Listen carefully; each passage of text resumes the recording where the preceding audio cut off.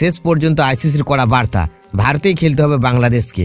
দিন তারিখ জানেন বন্ধুরা, আপনারা যদি দেখতে চান তাহলে ভিডিওটি শেষ অবধি দেখতে হবে। চ্যানেলটিকে সাবস্ক্রাইব করে এক লাইক দিতে হবে এবং নোটিফিকেশন বেল আইকন দাবাতে হবে। বাংলাদেশের আবেদনকে একেবারে গুরুত্ব দেয়নি আন্তর্জাতিক ক্রিকেট কাউন্সিল। বিশ্বকাপের ম্যাচ ভারত থেকে সরানোর যে অনুরোধ বাংলাদেশ ক্রিকেট বোর্ড করেছিল তা সরাসরি খারিজ করে দিয়েছে আইসিসি। ভার্চুয়াল বৈঠকে বিসিসিআইকে স্পষ্ট জানিয়ে দেওয়া হয়েছে, নির্ধারিত সূচি অনুযায়ী ভারতে এসে বিশ্বকাপ ম্যাচ খেলতে হবে বাংলাদেশ দলকে। এই সিদ্ধান্ত অমান্য করলে কঠোর শাস্তির মুখে পড়তে হতে পারে বলে সতর্ক করেছে ক্রিকেটের সর্বোচ্চ নিয়ামক সংস্থা।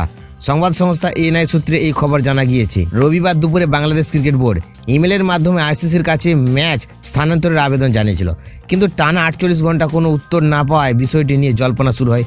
অবশেষে আইসিসির পক্ষ থেকে স্পষ্ট বার্তা পৌঁছে যায়, ম্যাচ সরানোর কোনো প্রশ্নই নেই, নির্ধারিত ভেন্যুতে সব ম্যাচ অনুষ্ঠিত হবে। এদিকে বাংলাদেশ দলের ম্যাচ ঘিরে দর্শকদের আগ্রহ তুঙ্গে।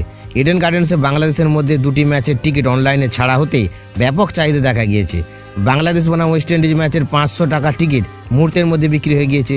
এইভাবে বাংলাদেশ বনাম ইতালি ম্যাচের টিকিট দ্রুত বিক্রি হচ্ছে। সব মিলিয়ে বিশ্বকাপ ঘিরে উত্তেজনা এখন তুঙ্গে।